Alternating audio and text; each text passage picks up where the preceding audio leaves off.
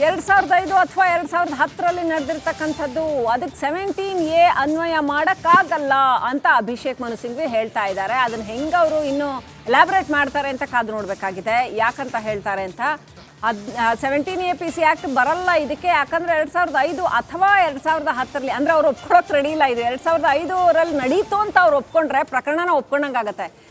ನಡೀತು, ಹೌದು ಭ್ರಷ್ಟಾಚಾರ ನಡೆದಿದೆ ಅಂತ ಒಪ್ಕೊಂಡಂಗಾಗತ್ತೆ. ಹಂಗಾಗಿ ಅವ್ರು ಒಪ್ಕೋತಾ ಇಲ್ಲ. ಅವರು ಹಾಗೆ ನಡೆದಿರಬಹುದು ಅನ್ನೋ ಅರ್ಥದಲ್ಲಿ ಹೇಳ್ತಾ ಇದ್ದಾರೆ. 2005 ಅಥವಾ 2010ರ ಪ್ರಕರಣ ಇವಾಗ ಬೆಳಕಿಗೆ ಬಂದಿದೆ, ಈಗ ಪ್ರಾಸಿಕ್ಯೂಷನ್ ಕೊಟ್ಟಿದ್ದಾರೆ 17A ಅಡಿಯಲ್ಲಿ. ಯಾಕೆ ಆಗಬಾರ್ದು ಅನ್ನೋಂಥ ಪ್ರಶ್ನೆ ಸಹಜವಾಗಿ ಬಂದೇ ಬರುತ್ತೆ. ಆದ್ರೆ ಅದಕ್ಕಿನ್ನೂ ಅವ್ರು ಏನು ಎಲಾಬ್ರೇಟ್ ಮಾಡ್ತಾರೆ ಅನ್ನೋದನ್ನ ಕಾದು ನೋಡಬೇಕಾಗಿದೆ. ಯಾಕೆ 2005-10ರಲ್ಲಿ ನಡೆದಿದ್ದು ಅದನ್ನ ಈಗ ತನಿಖೆಗೆ ಯಾಕೆ ಎತ್ಕೋಬಾರ್ದು ಅನ್ನೋ ಪ್ರಶ್ನೆಯನ್ನು. ಯಾಕಂತಂದ್ರೆ ಇನ್ನೂ ಕೂಡ ಅದು ಮೂಡ ಅಡಿಯಲ್ಲಿ ಇರ್ತಕ್ಕಂಥದ್ದು. ಬೆನಿಫಿಷಿಯರಿ ಈಗಲೂ ಇದ್ದಾರೆ, ಭ್ರಷ್ಟಾಚಾರ ನಡೆದಿರ್ತಕ್ಕಂಥದ್ದು ಈಗಲೂ ಇದೆ, ಎಲ್ಲವೂ ಕೂಡ ಇದೆ. ಹಾಗಾಗಿ ಯಾಕೆ ತನಿಖೆಗೆ ಎತ್ಕೋಬಾರ್ದು ಅಂತ ಅದಕ್ಕೆ ನ್ಯಾಯಾಲಯ ಹೇಗೆ ನೋಡುತ್ತೆ ಇದನ್ನು ಅನ್ನೋದನ್ನು ನಾವು ಕಾದು ನೋಡಬೇಕಾಗತ್ತೆ. ನ್ಯಾಯಾಲಯ ಏನು ಹೇಳುತ್ತೆ ಅನ್ನೋದನ್ನು ಅಲ್ಟಿಮೇಟ್ಲಿ ಮ್ಯಾಟ್ರ್ ಆಗೋದು ಅದೇನೆ. ಹಾಗಾಗಿ ಕೋರ್ಟ್ ಏನು ಹೇಳುತ್ತೆ ಅಂತ ಕಾದು ನೋಡಬೇಕಾಗಿದೆ. ಅಭಿಷೇಕ್ ಮನು ಸಿಂಘ್ವಿ ಹೇಳ್ತಾ ಇದ್ದಾರೆ ಒಟ್ಟಿನಲ್ಲಿ 17A ಅಡಿಯಲ್ಲಿ ಇದು ಬರಲ್ಲ ಅಂತ ಪ್ರೂವ್ ಮಾಡಿದ್ರೆ ಬೇರೆ ಯಾವುದೇ ಸೆಕ್ಷನ್ ಅಡಿಯಲ್ಲಿ ಬಂದರೂ ಕೂಡ ಅದು ಅಷ್ಟೊಂದು ಸ್ಟ್ರಾಂಗ್ ಆದಂಥ ಒಂದು ಕೇಸ್ ಆಗೋದಿಲ್ಲ ಜನಪ್ರತಿನಿಧಿ ವಿರುದ್ಧ. ಹಾಗಾಗಿ ಅದು ಪ್ರಾಸಿಕ್ಯೂಷನ್ವರೆಗೆ ಹೋಗುವಂಥ ಒಂದು ಕೇಸ್ ಆಗಲಿಕ್ಕಿಲ್ಲ ಅಂತ. ಖಾಸಗಿ ದೂರುಗಳ ವಿಚಾರಣೆ ಕೋರ್ಟ್ಗಳಲ್ಲಿ ನಡೆಯುತ್ತೆ ಸರಿ, ಆದರೆ ಮುಖ್ಯಮಂತ್ರಿಗಳ ವಿರುದ್ಧ ಪ್ರಾಸಿಕ್ಯೂಷನ್ಗೆ ಅನುಮತಿ ಬೇಕು ಅಂತಂದ್ರೆ ಅದಕ್ಕೆ ಸೂಕ್ತ ಸಾಕ್ಷ್ಯಾಧಾರಗಳು, ಅಷ್ಟು ಪ್ರಬಲವಾದಂಥ ಸಾಕ್ಷ್ಯಾಧಾರಗಳು ಬೇಕಾಗತ್ತೆ. ರಾಜ್ಯಪಾಲರ ಅನುಮತಿಯೂ ಕೂಡ ಕಾನೂನುಬದ್ಧ ಅನ್ನುವಂಥದ್ದು ಕೋರ್ಟಲ್ಲಿ ಈಗ ಆಲ್ರೆಡಿ ಕೋರ್ಟ್ ಮೆಟ್ಲು ಹತ್ತಿರೋದ್ರಿಂದ ಕಾನೂನುಬದ್ಧ ಅನ್ನುವಂಥದ್ದು ಕೋರ್ಟ್ನಲ್ಲಿ ಪ್ರೂವ್ ಆಗಲೇಬೇಕಾಗತ್ತೆ. ಹಾಗಾಗಿ ಅಭಿಷೇಕ್ ಮನು ಸಿಂಘ್ವಿ ಒಟ್ಟಿನಲ್ಲಿ ಇದು 17A ಅಡಿಯಲ್ಲಿ ಬರ್ತಾ ಇಲ್ಲ ಅನ್ನೋದನ್ನು ಹೇಳ್ತಾ ಇದ್ದಾರೆ. ಒಂದು.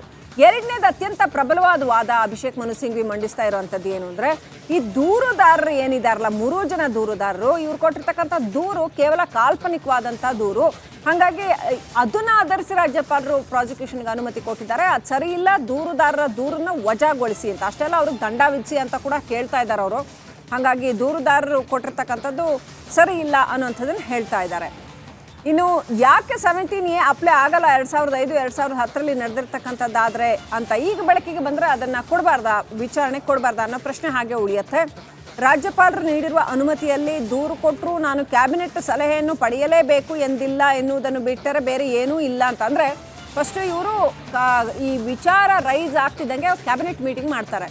ಕ್ಯಾಬಿನೆಟ್ ಮೀಟಿಂಗಲ್ಲಿ ನಿರ್ಧಾರ ಏನು ಕೈಗೊಳ್ತಾರಪ್ಪ ಅಂದರೆ ಎಲ್ಲರೂ ಸೇರಿ ಸಿದ್ದರಾಮಯ್ಯನವರ ವಿರುದ್ಧ ಈ ಪ್ರಕರಣದಲ್ಲಿ ಹುರುಳಿಲ್ಲ. ಇನ್ನಷ್ಟು ಅಪ್ಡೇಟ್ಸ್ ಲಭ್ಯ ಆಗ್ತಾ ಇರೋದು. ಈಗ ಅಭಿಷೇಕ್ ಮನು ಸಿಂಘ್ವಿ ವಾದ ಮಂಡನೆಯನ್ನ ಮುಂದುವರಿಸಿ ಮುಖ್ಯಮಂತ್ರಿ ಸಿದ್ದರಾಮಯ್ಯ ಅವರ ವಿಚಾರವಾಗಿ ಏನೆಲ್ಲ ಪ್ರಸ್ತಾಪ ಆಗ್ತಾ ಇದೆ ಅನ್ನೋದ್ರ ಬಗ್ಗೆ ಹೇಳ್ತಾ ಇದ್ದಾರೆ. ಇದೆಲ್ಲ ನೋಡ್ತಾ ಇದ್ರೆ ಗವರ್ನರ್ ಉದ್ದೇಶ ಏನು ಅಂತಂದ್ರೆ ಅವರಿಗೆ ಉತ್ತರ ನೀಡುವ ಉದ್ದೇಶ ಇಲ್ಲ, ಬದಲಾಗಿ ಬೇರೆ ದೂರುಗಳಿಗಾಗಿ ಕಾಯ್ತಾ ಇರ್ತಾರೆ. ಅದು ಈಗಾಗಲೇ ತನಿಖೆ ಆಗಿ ವಿಚಾರಣೆ ನಡೆದು ಚಾರ್ಜ್ ಶೀಟ್ ಸಲ್ಲಿಕೆ ರೆಡಿ ಆಗಿರುವ ಪ್ರಕರಣಗಳಿಂದ ಮುಖ್ಯವಾಗಿದೆ. ಅವ್ರಿಗೆ ಈಗ ಇತ್ಯರ್ಥ ಆಗಬೇಕಾಗಿರೋದಕ್ಕಿಂತ ಮುಖ್ಯಮಂತ್ರಿಗಳ ಕೇಸೇ ಹೆಚ್ಚಾಯಿತು. ಹೀಗಾಗಿ ಈ ರೀತಿ ಉದ್ದೇಶವನ್ನು ಅವರು ಹೊಂದಿದ್ದಾರೆ. ಇದೆಲ್ಲವೂ ಕೂಡ ರಾಜ್ಯಪಾಲರ ನಡೆಯನ್ನು ನೋಡಿದಾಗ ಬಹಳ ಸ್ಪಷ್ಟವಾಗ್ತಾ ಇದೆ ಅಂತ ಹೇಳಿ ಅಭಿಷೇಕ್ ಮನು ಸಿಂಘ್ವಿ ಅವರು ವಾದ ಮಂಡನೆಯನ್ನ ಮುಂದುವರಿಸ್ತಾ ಇದ್ದಾರೆ. ಮತ್ತೊಂದು ಕಡೆ ಪ್ರಾಸಿಕ್ಯೂಷನ್ ಅನುಮತಿ ನೀಡೋದಕ್ಕೆ ಒಂದೇ ಒಂದು ಕಾರಣವನ್ನ ನೀಡಿಲ್ಲ. ಪ್ರಾಸಿಕ್ಯೂಷನ್ಗೆ ಯಾಕೆ ಕೊಡ್ತಾ ಇದ್ದೀವಿ ಅನ್ನೋದ್ರ ಬಗ್ಗೆ ಒಂದೇ ಒಂದು ರೀಸನ್ ಇಲ್ಲ. ಕ್ಯಾಬಿನೆಟ್ ಸಲಹೆಯನ್ನ ರಾಜ್ಯಪಾಲರು ಪರಿಗಣಿಸಿಲ್ಲ. ಇಂತಹ ವಿಚಾರಗಳಿಗೆ ಕ್ಯಾಬಿನೆಟ್ ಸಲಹೆ ಪಡೆಯಬೇಕು ಅಭಿಷೇಕ್ ಮನು ಸಿಂಘ್ವಿ ಅವರು ಹೇಳ್ತಾ ಇರೋದು. ಆದರೆ ನ್ಯಾಯಮೂರ್ತಿಗಳು ಈ ಸಂದರ್ಭದಲ್ಲಿ ಒಂದು ಪ್ರಶ್ನೆಯನ್ನ ಮಾಡ್ತಾರೆ. ಸಿಎಂ ವಿರುದ್ಧದ ದೂರಿಗೆ ಕ್ಯಾಬಿನೆಟ್ ಸಲಹೆಯನ್ನ ಪರಿಗಣಿಸಬೇಕೇ, ಕ್ಯಾಬಿನೆಟ್ನಲ್ಲಿ ಆಗುವಂತಹ ನಿರ್ಣಯಕ್ಕೆ ರಾಜ್ಯಪಾಲರು ಅಂಗೀಕಾರ ನೀಡಬೇಕಾ ಅಥವಾ ಅದನ್ನ ಪರಿಗಣಿಸಬೇಕಾ ಅನ್ನುವಂಥ ಪ್ರಶ್ನೆಯನ್ನ ಮಾಡ್ತಾರೆ. ರಾಜ್ಯಪಾಲರು ನೀಡಿರುವ ಅನುಮತಿಯಲ್ಲಿ ದೂರು ಕೊಟ್ಟರು ನಾನು ಕ್ಯಾಬಿನೆಟ್ ಸಲಹೆಯನ್ನ ಪಡಿಲೇಬೇಕು ಅಂತ ಇಲ್ಲ. ಅದನ್ನ ಬಿಟ್ಟರೆ ಅಭಿಷೇಕ್ ಮನು ಸಿಂಘ್ವಿ ಅವರ ವಿಚಾರದಲ್ಲಿ ವಾದವನ್ನ ನೋಡ್ತಾ ಇದ್ದಾಗ ರಾಜ್ಯಪಾಲರು ಇಲ್ಲಿ ಯಾವುದೇ ಉಲ್ಲೇಖವನ್ನ ಮಾಡಿಲ್ಲ ಅನ್ನುವಂಥದ್ದು ಸ್ಪಷ್ಟವಾಗ್ತಾ ಇದೆ ಅಂತ ಅವ್ರು ಹೇಳ್ತಾ ಇರೋದು. ರಾಜ್ಯಪಾಲರು ನೀಡಿರುವ ಅನುಮತಿಯಲ್ಲಿ ದೂರು ಕೊಟ್ಟರು ನಾನು ಕ್ಯಾಬಿನೆಟ್ ಸಲಹೆಯನ್ನ ಪಡಿಲೇಬೇಕು ಅಂತ ಇಲ್ಲ ಅನ್ನೋದನ್ನ ಬಿಟ್ಟರೆ ಇಲ್ಲಿ ಏನೂ ಪ್ರಸ್ತಾಪ ಆಗಿಲ್ಲ. ಅದಕ್ಕಿಂತ ಮುಖ್ಯವಾಗಿ ಪ್ರಾಸಿಕ್ಯೂಷನ್ ಅನುಮತಿ ನೀಡೋದಕ್ಕೆ ಒಂದೇ ಒಂದು ಕಾರಣವನ್ನ ನೀಡಿಲ್ಲ, ಕ್ಯಾಬಿನೆಟ್ ಸಲಹೆಯನ್ನ ರಾಜ್ಯಪಾಲರು ಪರಿಗಣಿಸಿಲ್ಲ ಅನ್ನುವಂಥ ವಿಚಾರ ಏನು ಪ್ರಸ್ತಾಪ ಆಗ್ತಾ ಇದೆ ಅಭಿಷೇಕ್ ಮನು ಸಿಂಘ್ವಿ ಅವರಿಂದ. ಈ ಸಂದರ್ಭದಲ್ಲಿ ಜಡ್ಜ್ ಪ್ರಶ್ನೆ ಮಾಡ್ತಾರೆ, ಮುಖ್ಯಮಂತ್ರಿಗಳ ವಿರುದ್ಧದ ದೂರಿಗೆ ಕ್ಯಾಬಿನೆಟ್ ಸಲಹೆಯನ್ನ ಪರಿಗಣಿಸಬೇಕೇ, ಈ ಪ್ರಶ್ನೆಯನ್ನ ಮಾಡ್ತಾರೆ. ರಾಜ್ಯಪಾಲರು ನೀಡಿರುವ ಅನುಮತಿಯಲ್ಲಿ ದೂರು ಕೊಟ್ಟರು ನಾನು ಕ್ಯಾಬಿನೆಟ್ ಸಲಹೆಯನ್ನ ಪಡಿಲೇಬೇಕು ಅಂತಿಲ್ಲ ಅನ್ನೋದನ್ನ ಬಿಟ್ರೆ ಈ ಪ್ರಾಸಿಕ್ಯೂಷನ್ ಅಲ್ಲಿ ಬೇರೆ ಏನೂ ಇಲ್ಲ ಅಂತ ಸಿಂಘ್ವಿ ಅವರು ಹೇಳ್ತಾ ಇದ್ದಾರೆ.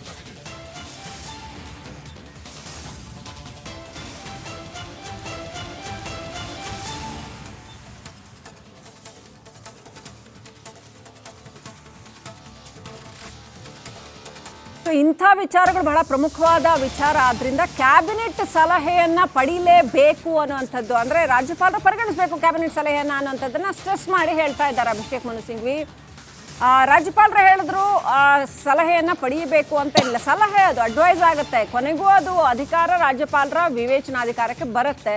ಆದ್ರೆ ಅಭಿಷೇಕ್ ಮನು ಸಿಂಘ್ವಿ ಅವರು ಹೇಳ್ತಾ ಇರುವಂಥದ್ದು ಏನು ಅಂತಂದ್ರೆ ಕ್ಯಾಬಿನೆಟ್ ಸಲಹೆ ಆದ್ರಿಂದ ಅದನ್ನು ಪರಿಗಣಿಸಬೇಕು ಅನ್ನುವಂಥದ್ದು.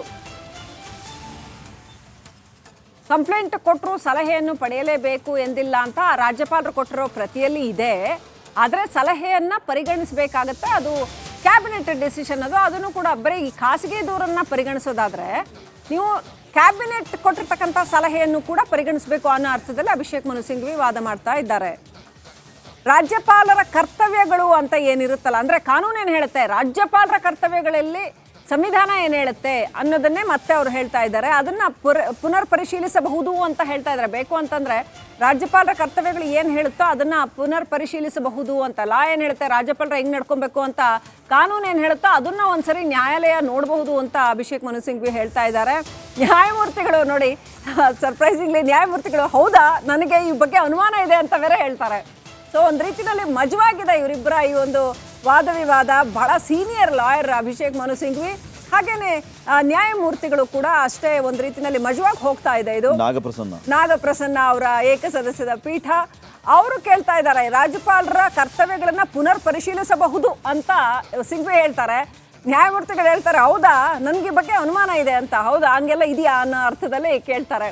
ಅವ್ರಿಗೆಲ್ಲವೂ ಗೊತ್ತಿರುತ್ತೆ, ಸ್ಟಿಲ್ ಅವ್ರ ಮಜವಾಗಿ ಕೇಳ್ತಾರೆ ಅದನ್ನ ಹೌದಾ ಅಂತ ವ್ಯಂಗ್ಯವಾಗಿ ಕೇಳ್ತಾರೆ. ಹೌದಾ ಸಾಂವಿಧಾನಿಕ ಹುದ್ದೆ, ಅವರು ಒಂದ್ಸರಿ ಪ್ರಾಸಿಕ್ಯೂಷನ್ಗೆ ಅನುಮತಿಯನ್ನ ಕೊಟ್ಟ ನಂತರ ಅದನ್ನ ಪ್ರಶ್ನೆ ಮಾಡುವಂತಹ ಅಧಿಕಾರ ಇದೆಯಾ ಅನ್ನೋ ಸದ್ಯಕ್ಕಿನ ಪ್ರಶ್ನೆ. ಇವರು ಆ ಪ್ರಾಸಿಕ್ಯೂಷನ್ ವಿಚಾರವಾಗಿ ಮಾತಾಡ್ತಾ ಇಲ್ಲ, ಬದಲಾಗಿ ರಾಜ್ಯಪಾಲರ ಕರ್ತವ್ಯಗಳು ಏನು, ಎಂತೆಂತಹ ಪರಿಸ್ಥಿತಿಯಲ್ಲಿ ಯಾವ ರೀತಿ ವರ್ತಿಸಬೇಕು, ಯಾವ ರೀತಿ ಸಂದಿಗ್ಧ ಪರಿಸ್ಥಿತಿಯಲ್ಲಿ ಇವರ ಅಧಿಕಾರ ಬಳಸ್ಕೋಬೇಕು, ಮುಖ್ಯಮಂತ್ರಿಗಳ ವಿರುದ್ಧ ತನಿಖೆಗೆ ಅನುಮತಿಯನ್ನ ನೀಡಬೇಕು ಅಂತ ಆದ್ರೆ ಆ ಸಂದರ್ಭದಲ್ಲಿ ಇವರಿಗೆ ಇರುವಂತಹ ಅಧಿಕಾರಿಗಳೇನು ಮತ್ತು ಇವರ ವಿವೇಚನೆಯ ಬಗ್ಗೆಯೂ ಕೂಡ ಅಲ್ಲಿ ಪ್ರಶ್ನೆ ಆಗುತ್ತೆ. ಯಾಕಂದ್ರೆ ಈ ಹಿಂದೆ ಮಧ್ಯಪ್ರದೇಶದಲ್ಲಿ ವಿಶೇಷ ಪೊಲೀಸ್ ಪಡೆ ವರ್ಸಸ್ ಮಧ್ಯಪ್ರದೇಶ ಸರ್ಕಾರ, ಈ ರೀತಿಯ ಒಂದು ನ್ಯಾಯದ ವಿಚಾರವಾಗಿ ಬಂದಂತಹ ತೀರ್ಪಿನ ಉಲ್ಲೇಖವೂ ಕೂಡ ಈಗಾಗಲೇ ಇದೇ ಪ್ರಾಸಿಕ್ಯೂಷನ್ ಅಲ್ಲಿ ಮಾಡಲಾಗಿದೆ. ಅಂದ್ರೆ ರಾಜ್ಯಪಾಲರ ವಿವೇಚನೆಯನ್ನ ಪ್ರಶ್ನೆ ಮಾಡುವಂತಿಲ್ಲ, ಅವರು ಸಮಯಕ್ಕೆ ಸರಿಯಾಗಿ ಅಥವಾ ಆಯಾ ಸಂದರ್ಭದಲ್ಲಿ ಅವರ ವಿವೇಚನೆಯನ್ನ ಬಳಸಬಹುದು ಅಂತ.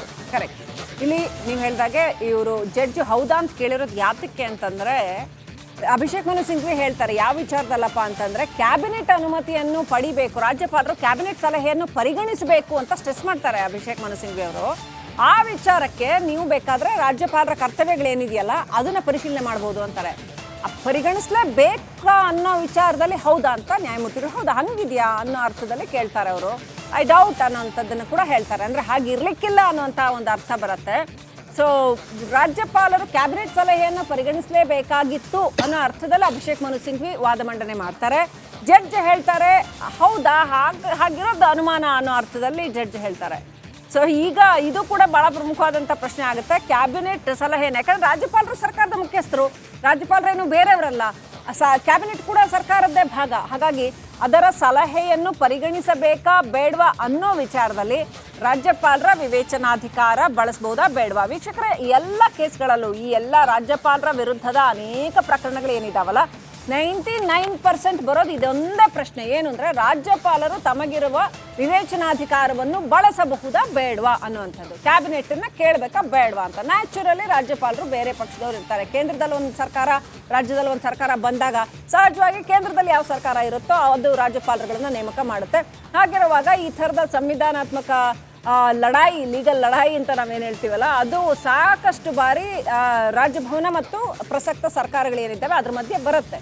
ಸೊ ಅಂಥದ್ದೇ ಒಂದು ಸನ್ನಿವೇಶ ಕರ್ನಾಟಕದಲ್ಲೂ ಕೂಡ ಬಂದಿರತಕ್ಕಂಥದ್ದು. ಈಗ ಅಭಿಷೇಕ್ ಮನು ಸಿಂಘ್ವಿ ಹೇಳ್ತಾ ಇದ್ದಾರೆ ಕ್ಯಾಬಿನೆಟ್ ಸಲಹೆಯನ್ನು ಕೇಳಬೇಕಾಗಿತ್ತು.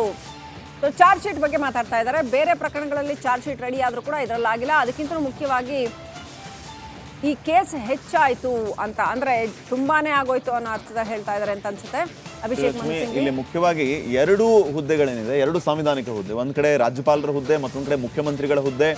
ಮುಖ್ಯಮಂತ್ರಿಗಳ ವಿರುದ್ಧ ತನಿಖೆ ಆಗಬೇಕು ಅಥವಾ ದೂರು ದಾಖಲಿಸಬೇಕು ಅಥವಾ ಪ್ರಾಸಿಕ್ಯೂಷನ್ಗೆ ಅನುಮತಿ ನೀಡಬೇಕು ಅಂತಂದ್ರೆ ಕ್ಯಾಬಿನೆಟ್ನಲ್ಲಿ ಒಂದು ಒಮ್ಮತದ ನಿರ್ಣಯವನ್ನು ತೆಗೆದುಕೊಳ್ತಾರೆ ಕ್ಯಾಬಿನೆಟ್ ಮಿನಿಸ್ಟರ್ಸ್. ಈ ದೂರಿನಲ್ಲಿ ಯಾವುದೇ ರೀತಿಯ ಹುರುಳಿಲ್ಲ, ಪ್ರಾಸಿಕ್ಯೂಷನ್ಗೆ ನೀಡಬಾರ್ದು ಅನ್ನುವಂತಹ ನಿರ್ಣಯವನ್ನ ಅವರು ಪಾಸ್ ಮಾಡಿದ್ರೆ ಆ ನಿರ್ಣಯಕ್ಕೆ ಎಷ್ಟು ಮಾನ್ಯತೆಯನ್ನ ಕೊಡಬೇಕು ಅನ್ನುವಂಥದ್ದು ದಟ್ಸ್ ಅಪ್ ಟು ಗವರ್ನರ್. ಅವ್ರು ಕೊಡಬಹುದು, ಕೊಡದೇನೂ ಇರಬಹುದು. ಇದೇ ವಿಚಾರ ಅಲ್ಲಿ ಪ್ರಸ್ತಾಪ ಆಗ್ತಾ ಇರೋದು. ಇನ್ನು ಮುಖ್ಯವಾಗಿ ರಾಜ್ಯಪಾಲರು ತಮ್ಮ ಅಧಿಕಾರವನ್ನ ಬಳಕೆ ಮಾಡೋದಕ್ಕೆ, ಇನ್ನು ರಾಜ್ಯಪಾಲರ ವಿವೇಚನೆಯನ್ನ ಸರಿಯಾದ ಸಮಯದಲ್ಲಿ ಬಳಸ್ಕೊಳ್ಳೋದಕ್ಕೆ ಅದರದ್ದೇ ಆದ ನಿಬಂಧನೆಗಳಿದೆ, ನಿರ್ಬಂಧಗಳಿದೆ. ಅದು ರಾಜ್ಯಪಾಲರ ಗಮನಕ್ಕಿಲ್ವಾ? ರಾಜ್ಯಪಾಲರು ಏನ್ ಬೇಕಾದ್ರೂ ಮಾಡಬಹುದಾ, ಅಥವಾ ಪ್ರಾಸಿಕ್ಯೂಷನ್ಗೆ ಯಾವುದೇ ರೀತಿಯ ತಳ ಬುಡ ಇಲ್ಲದೆ, ಏನು ಇಲ್ಲಿ ಮಟೀರಿಯಲ್ ಇಲ್ಲದೆ ಪ್ರಾಸಿಕ್ಯೂಷನ್ಗೆ ಅನುಮತಿಯನ್ನ ನೀಡಬಹುದಾ ಅನ್ನುವಂಥ ಪ್ರಶ್ನೆಯನ್ನ ಈಗ ಅಭಿಷೇಕ್ ಮನು ಸಿಂಘ್ವಿ ಅವರು ಮಾಡ್ತಾ ಇದ್ದಾರೆ. ಕರೆಕ್ಟ್. ಅದಕ್ಕೆ ಪೂರಕವಾಗಿ ಅವ್ರು ಏನ್ ಹೇಳ್ತಾರೆ ಅಂದ್ರೆ, ನೋಡಿ, ಶೋಕಾಸ್ ನೋಟಿಸ್ ಬಂದ ಮೇಲೂ ಕೂಡ ಜುಲೈ 31ನೇ ತಾರೀಕು ಎಜೆ ಅಡ್ವೊಕೇಟ್ ಜನರಲ್ ಸಲಹೆ ನೀಡಿದ್ದಾರೆ. ಅಡ್ವೊಕೇಟ್ ಜನರಲ್ ಸಲಹೆಯನ್ನು ಪರಿಗಣಿಸಬೇಕಾಗಿತ್ತು. ಯಾಕಂತಂದ್ರೆ ಸರ್ಕಾರದ ಅಧಿಕೃತ ಕಾನೂನು ತಜ್ಞರವರು. ಹಾಗಾಗಿ ಅಡ್ವೊಕೇಟ್ ಜನರಲ್ ಸಲಹೆ ನೀಡಿದ್ದಾರೆ ಜುಲೈ 31ನೇ ತಾರೀಕು. ಅದನ್ನು ಪರಿಗಣಿಸಬೇಕಾಗಿತ್ತು. ಆಗಸ್ಟ್ 1ನೇ ತಾರೀಕು ಮತ್ತೆ ಕ್ಯಾಬಿನೆಟ್ ಸಲಹೆ ನೀಡುತ್ತೆ, ಮತ್ತೊಂದು ಸಾರಿ ಕ್ಯಾಬಿನೆಟ್ ಮೀಟಿಂಗ್ ಕರೆದು ಅದನ್ನು ಕೂಡ ಪರಿಗಣಿಸಬಹುದಾಗಿತ್ತು. ಆಗಸ್ಟ್ 3ನೇ ತಾರೀಕು ಖುದ್ದು ಸಿಎಂ ರಾಜ್ಯಪಾಲರಿಗೆ ಆ ಶೋಕಾಸ್ ನೋಟಿಸಿಗೆ ಉತ್ತರ ಕೊಟ್ಟಿದ್ದಾರೆ. ಬೇಕಾದಷ್ಟು ಉತ್ತರವನ್ನು ಕೊಟ್ಟಿದ್ದಾರೆ ಶೋಕಾಸ್ ನೋಟಿಸಿಗೆ. ಆದರೆ ಆಗಸ್ಟ್ 16ರಂದು ನಾವು ಎತ್ತಿದ್ದ ಎಲ್ಲ ವಿಷಯಗಳನ್ನು ಮೀರಿ ರಾಜಭವನ ಆದೇಶವನ್ನ ಮಾಡುತ್ತೆ. ಇದು ಸ್ವಾಭಾವಿಕ ನ್ಯಾಯ ಅಲ್ಲ, ನ್ಯಾಚುರಲ್ ಜಸ್ಟಿಸ್ ಅಲ್ಲ ಅಂತ ಅಭಿಷೇಕ್ ಮನು ಸಿಂಘ್ವಿ ಹೇಳ್ತಾ ಇದ್ದಾರೆ. ಅಂದ್ರೆ ರಾಜ್ಯಪಾಲರು ಕೇಳಿರ್ತಕ್ಕಂಥ ಎಲ್ಲಾ ವಿಚಾರಕ್ಕೂ ನಾವು ಉತ್ತರ ಕೊಟ್ಟಿದ್ದೀವಿ. ಮತ್ತೆ ಕಾನೂನು ಆಯಾಮದಲ್ಲಿ ಅಡ್ವೊಕೇಟ್ ಜನರಲ್ ಕೂಡ ಸಲಹೆ ಕೊಟ್ಟಿದ್ದಾರೆ, ಅದನ್ನ ರಾಜ್ಯಪಾಲರು ಪರಿಗಣಿಸಿಲ್ಲ. ಮತ್ತೊಂದು ಸಾರಿ ಕ್ಯಾಬಿನೆಟ್ ಮೀಟ್ ಕರೆದು ಕ್ಯಾಬಿನೆಟ್ ಏನು ಹೇಳುತ್ತೆ ಅನ್ನೋದನ್ನು ಕೂಡ ರಾಜ್ಯಪಾಲರು ಪರಿಗಣಿಸಿಲ್ಲ. ಮುಖ್ಯಮಂತ್ರಿಗಳ ಖುದ್ದಾದ ಉತ್ತರವನ್ನು ಕೂಡ ಪರಿಗಣಿಸಿಲ್ಲ. ಇದು ನ್ಯಾಚುರಲ್ ಜಸ್ಟಿಸ್ ಅಲ್ಲ, ಸಹಜ ನ್ಯಾಯ ಅಲ್ಲ. ಇದೆಲ್ಲವನ್ನು ಮೀರಿ ರಾಜ್ಯಪಾಲರು ಆದೇಶ ಕೊಟ್ಟಿದ್ದಾರೆ ಅಂತ ಅಭಿಷೇಕ್ ಮನು ಸಿಂಘ್ವಿ ವಾದ ಮಂಡನೆ ಮಾಡ್ತಾ ಇದ್ದಾರೆ. ಅದ್ರ ಜೊತೆಗೆ ಅವ್ರು ಹೇಳ್ತಾರೆ, ಜನರು ಆಯ್ಕೆ ಮಾಡಿರೋ ಸರ್ಕಾರವನ್ನ ರಾಜ್ಯಪಾಲರ ಇಂತಹ ಕ್ರಮಗಳಿಂದ ಬದಲಾಯಿಸಲಾಗದು. ಅಂದ್ರೆ ಇಂಡೈರೆಕ್ಟ್ಲಿ ಅವ್ರು ಏನ್ ಹೇಳ್ತಾ ಇದ್ದಾರೆ, ಸರ್ಕಾರ ಬೀಳ್ಸಕ್ಕೆ ಇದನ್ನ ಏನೋ ಮಾಡಿರೋ ಷಡ್ಯಂತ್ರ ಅಂತ, ಏನು ಇದು ಪೊಲಿಟಿಕಲ್ ಆಂಗಲ್ ಇದೆಯಲ್ಲ, ಆ ಥರನ ಹೇಳ್ತಾ ಇದ್ದಾರೆ. ಜನರು ಆಯ್ಕೆ ಮಾಡಿರೋ ಸರ್ಕಾರನ ರಾಜ್ಯಪಾಲರು ಈ ಥರದ ಕ್ರಮಗಳಿಂದ ಬೀಳ್ಸಕ್ಕಾಗಲ್ಲ ಅಥವಾ ಬದಲಾಯಿಸಕ್ಕಾಗಲ್ಲ. ಹೀಗಾಗಿ ರಾಜ್ಯಪಾಲರ ಅಧಿಕಾರಗಳಿಗೆ ನಿರ್ಬಂಧಗಳಿದ್ದಾವೆ ಅನ್ನುವಂಥದ್ದನ್ನ ಹೇಳ್ತಾ ಇದ್ದಾರೆ. ಒಂದು ಅರ್ಥದಲ್ಲಿ ನೋಡಿದ್ರೆ ಹೌದು, ರಾಜ್ಯಪಾಲರ ಅಧಿಕಾರ ಸಂಪೂರ್ಣ ಸ್ವಾಯತ್ತ ಅಧಿಕಾರ ಅಲ್ಲ, ಅದಕ್ಕೆ ಅದರದ್ದೇ ಆದಂಥ ನಿಯಮಾವಳಿಗಳಿದೆ, ನಿರ್ಬಂಧಗಳಿದೆ. ಆದರೆ ಈ ಕೇಸಲ್ಲಿ, ಮೂಡಾ ಕೇಸಲ್ಲಿ ನಿಮ್ಮ ವಿರುದ್ಧ ತನಿಖೆ ಯಾಕೆ ಮಾಡಬಾರ್ದು ಅಂತ ಕೇಳಿರ್ತಕ್ಕಂಥ ಒಂದು ಶೋಕಾಸ್ ನೋಟಿಸ್. ಆ ಶೋಕಾಸ್ ನೋಟಿಸಿಗೆ ಕೊಟ್ಟಿರುವಂತಹ ಉತ್ತರದಲ್ಲಿಯೂ ಕೂಡ ಸಾಕಷ್ಟು ಲ್ಯಾಕುನಾಸ್, ಅಂದ್ರೆ ಕಾನೂನಿನ ದೃಷ್ಟಿಯಿಂದ ಲೂಪ್ ಹೋಲ್ಸ್ ಅಂತ ನಾವೇನು ಹೇಳ್ತೇವೆ ಅಂಥವಿದಾವೆ ಅಂತ ಹೇಳಲಾಗತ್ತೆ. ಒಂದು ಕಡೆ ಸಿದ್ದರಾಮಯ್ಯನವರೇ ಹೇಳ್ತಾರೆ, ನಾನು ಕೇಳೇ ಇಲ್ಲ ಸೈಟು ಅಂತ. ಅವರೇ ಕೊಟ್ಟರು ಆ ಉತ್ತರ ಏನಿದೆಯಲ್ಲ, ರಾಜ್ಯಪಾಲರಿಗೆ ಕೊಟ್ಟರು ಉತ್ತರ, ಅದರಲ್ಲಿ ನಾವು ಬದಲಿ ನಿವೇಶನ ಇಂಥ ಕಡೆ ಕೊಡಿ ಅಂತ ಕೇಳಿರ್ತಕ್ಕಂಥದ್ದನ್ನು ಅವರೇ ಬರೆದಿರೋದಿದೆ, ಅದನ್ನು ರಿಪಬ್ಲಿಕ್ ಕನ್ನಡ ಅದನ್ನು ಟೆಲಿಕಾಸ್ಟ್ ಮಾಡಿದೆ, ಹೀಗಿದೆ ಅಂತ. ಸೊ ಹಾಗಾಗಿ ಇಂಥ ಅನೇಕ ಅಂಶಗಳಿದ್ದಾವೆ ಅಂತ. ಆದರೆ ಅಭಿಷೇಕ್ ಮನು ಸಿಂಘ್ವಿ ವಾದ ಏನು ಅಂತಂದ್ರೆ, ಒಟ್ಟಿನಲ್ಲಿ ರಾಜ್ಯಪಾಲರು ಹೀಗೆಲ್ಲ ಸಂಪೂರ್ಣವಾಗಿ ವಿವೇಚನಾಧಿಕಾರ ಬಳಸಿ ಸರ್ಕಾರದ ವಿರುದ್ಧ ನಿರ್ಣಯ ಕೈಗೊಳ್ಳಕ್ಕಾಗಲ್ಲ, ಸಿಎಂ ವಿರುದ್ಧ ನಿರ್ಣಯ ಕೈಗೊಳ್ಳಕ್ಕಾಗಲ್ಲ. ಜನರು ಆಯ್ಕೆ ಮಾಡಿದ ಸರ್ಕಾರ ಇದು, ಅದನ್ನ ತಮ್ಮ ಕ್ರಮಗಳಿಂದಾಗಿ ರಾಜ್ಯಪಾಲರು ಬದಲಾಯಿಸಕ್ಕಾಗಲ್ಲ ಅಂತ ಈ ಡೈರೆಕ್ಟ್ ಆಗಿ ಹೇಳ್ತಾರೆ ಅವರು.